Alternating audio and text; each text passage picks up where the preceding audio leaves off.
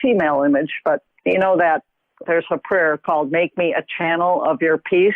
I haven't heard that. So if you imagine this woman with this light trying to come in through, some people think it comes in through the crown chakra. I don't know what I know about that, but I know there is a power and a light and a goodness that is already in us and is trying to get into us to dissolve whatever is blocking that, our essential light from shining, our true self. So these practices dissolve the blockages. If you see the person like the before picture, the heart and all the light places are all blocked up with these rocks of self-hatred and judgment and blame and and that's what's driving the bus. And the practices that we use dissolve little by little those blockages and allow us, and that's why I called the book that you find peace. We find peace of mind no matter what's going on because we're living from our true self. We find clarity. What is it I'm supposed to be here for? What am I, what's the best way to do things in this? And then connection. We find connection with other people like you and I are. Yeah. So those are the benefits of getting clear and living from our true self. But it takes work to dissolve all those whispered lies and the blockages and all of that. If somebody asked me, what do you want to get rid of? I would say ADHD. Because it causes, I can't really relate to other people that well. I have a tendency to interrupt them and not listen unless my brain thinks it's important. It's almost like my brain is kind of like on automatic pilot, and it gets me in a lot of trouble. And I have a fear. I really do have a fear of talking to people, believe it or not. I have this fear that was developed as a child when both my brothers were superstars. Literally, my one brother was a high school star. They won the state championship, and the other brother was a genius who got a 50-90 on a 1600. And here I'm sitting with ADD. I could barely talk. And when I sat at the table, I was like not there. So it did. That was the trauma part of my problem. But if I could think better, I guess you could say, and I know it's from the ADHD because I've done so much research on it. I think I could get along with people a lot better, but I do have negative qualities, but it just, this problem, this barrier, even if I go to a store and I'm just like overwhelmed with a supermarket. Like I can't focus. Yes. So I first had to embrace the fact that 1 out of 5 people is a highly sensitive person. I'm one of them.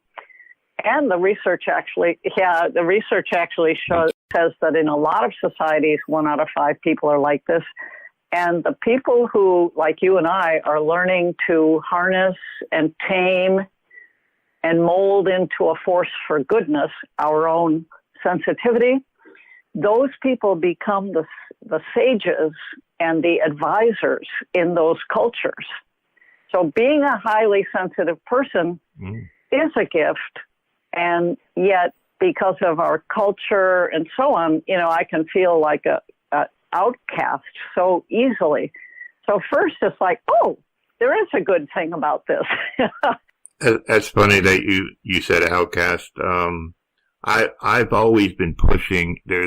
He's believe it or not, he's a rapper, but everything he raps about or says has to do with mental illness and how he's feeling, and he puts it in such elegant words.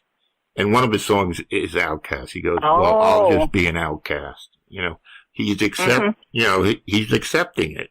He's saying, yeah, okay, I'll be the outcast. I have no problem with that.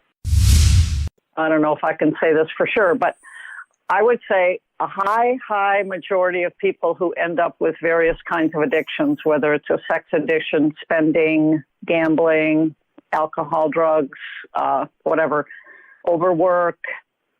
I'd say a large proportion are highly sensitive people who suffer from anxiety and have been self-medicating.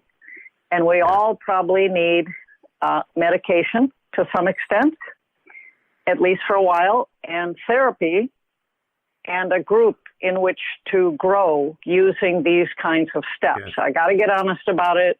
I got to own it. There's a power bigger than me that can help me use this as a strength. I just need to learn how to manage myself like I would a tender child who's very sensitive.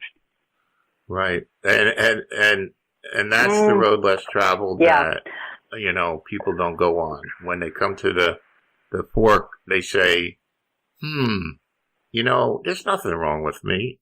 Let me just have a couple drinks. Or you're right. And that's you're right. the message I'm trying to get out. And there's nothing we can do about that directly to change an individual. However, putting out like what we're doing here, that there is another possibility. We've done it. You've done it. I've done it. We know hundreds and thousands of people who have managed to put together a very happy, content life with occasional bumps like all lives, but the ability to handle them, whether it's ugly or not. We've figured out how to live in this world without numbing ourselves and to be pretty darn happy given how our makeup is. And I don't know that I buy this 100%, but it's kind of a logical thing. When you came down to be here on Earth, you knew that you needed to grow as a soul a certain way, and that your physical makeup and genetic makeup, and now, even though you've overcome so much, this job is the next kind of, I would call it a spiritual frontier for growth. And it's absolutely in perfect order. It's meant to be. It's the next layer. And when I encounter a next layer, and I do talk about this a lot in Chapter 5, I kick and scream and resist and hate it and complain. And it's just like that person standing at the fork in the road, isn't it, Bob?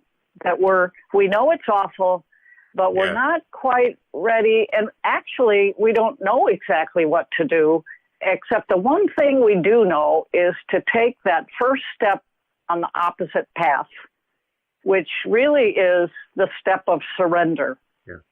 It's the step saying, if I keep stepping in the direction I am with all my negativity and self-sabotage and blah, blah, blah, blah, I'm not going to get anywhere. Okay, let me just say, help me to make this different. Help me to see